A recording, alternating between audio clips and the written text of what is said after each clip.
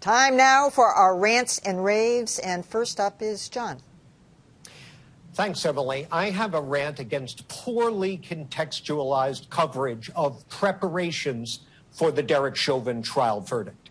Of course, the expectation perpetuated by many, I think, unwitting media outlets was that if the verdict were not satisfactory, that there would be violence in the streets, looting, rioting, the whole nine yards. And Fox News was so intent on having that be the narrative that in their coverage of the verdict, they ran 11-month-old video of street violence in the background, just to remind everybody of what happened way back then. Well, the most recent definitive study I could find on this found that 93% of the 2020 racial justice protests across the country were peaceful. In other words, there's more violence at a New Hampshire gender reveal party than there is at more than 9 out of 10 Black Lives Matter or racial justice protests. So if you're going to, as a news outlet, write about or show video of shop owners boarding up their windows, and they have every right to do that, they got to do what they think is best, at least add a line that says, studies show there's very little chance that if anything happens, it'll be violent. I mean, as you know, the police were all out in force, too. They were circling all over Back Bay and Beacon Hill and the Commons, so they contribute to that, let's just say. That's their job, but I know, still. But they contribute to that fear. All right, Callie. I am raving about the state's newsroom launching the New Hampshire Bulletin. So there is a network of these state's newsrooms that concentrate on covering what's happening, in state houses and in local communities with government that is important to people who live there, which is all of us. And so often that when newspapers went away and local newspapers went away, a lot of that coverage died. So this group of newspapers or outlets, rather than not newspapers, are doing it. And they've hired some names that people know from the Concord Monitor. So they're veteran journalists. These are not young people just cutting their teeth. So this should be really good coverage. By the end of the year, as I said, they'll have 25 states.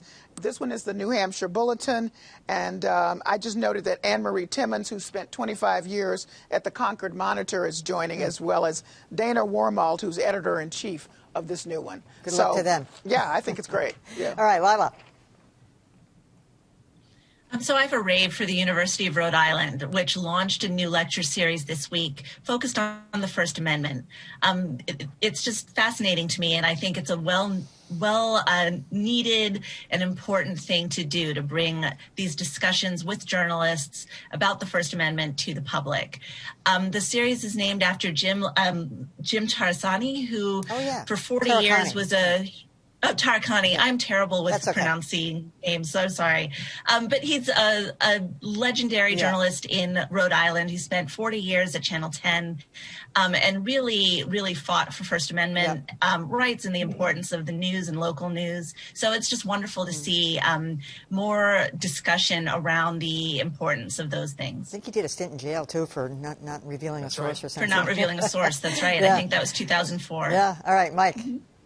Yeah, I want to offer a rave for the 4-part documentary series on Netflix. This is a robbery about the Isabella Stewart Gardner Museum heist. Still in the top 10 most watch programs on Netflix, peaking at #1. Lots of Boston reporters involved, including, you saw, Shelley Murphy and Steve Kurkjian, Tom Mashberg, produced by Nick and Colin Barnacle, the sons of the former Globe columnist Mike Barnacle.